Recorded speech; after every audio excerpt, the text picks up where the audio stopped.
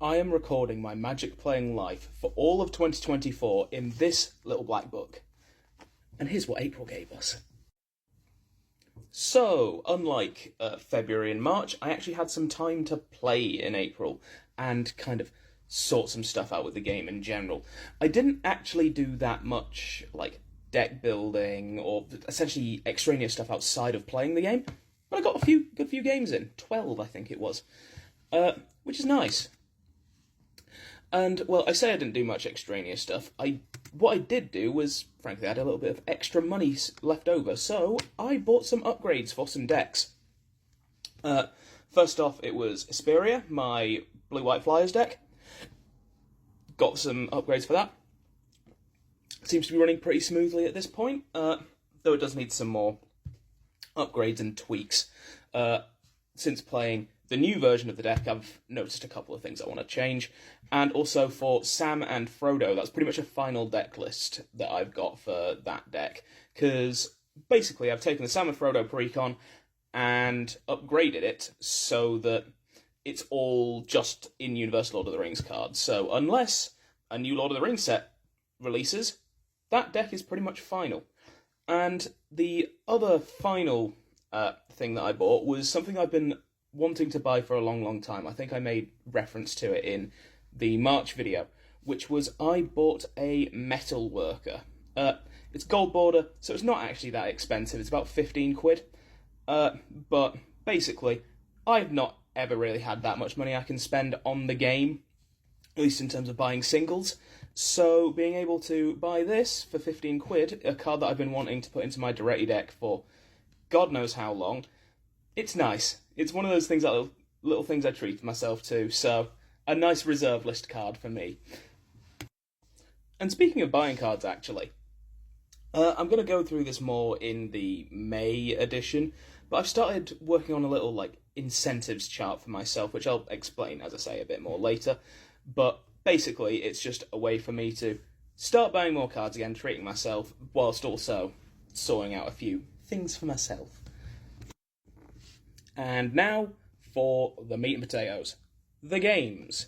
So, I said I played 12, and out of those, 2 didn't finish, sort of, and out of the 10 that did, I won 3 of them.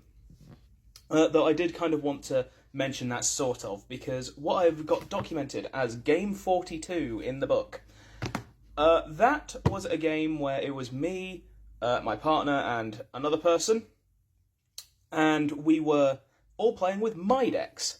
And my partner had my Patron of the Orochi deck, and witnessed firsthand just how absurd that thing can get, because basically myself and our other friend did not have any removal. So the game ended with each forest was tapping for 7 mana, and she ended the game using a Squall Line for 182.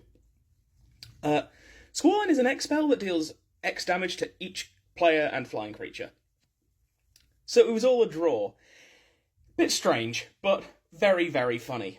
And the other game that I wanted to mention was Game 47 in here, as that is the longest game in terms of turns that I've recorded in the book yet. 15 turns.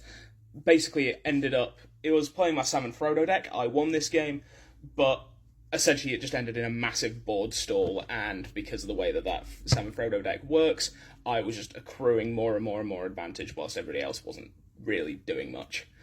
Games 42 and 43, so the Squall Line one, and then another one we played just after, those were actually done using random decks. We all put all the decks we had available into the centre, and rolled the dice to see what we got.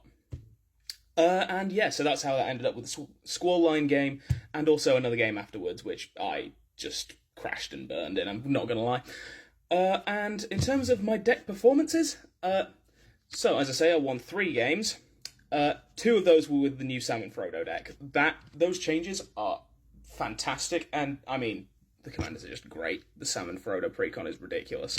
And the other one I won was with Vilis, and I do wish to upgrade that deck soon, but that, I believe, is on the incentive chart. So, that is pretty much everything that I got up to in Magic in April. I know it's a bit of a longer one, but I like to ramble, and frankly, I like doing this series, so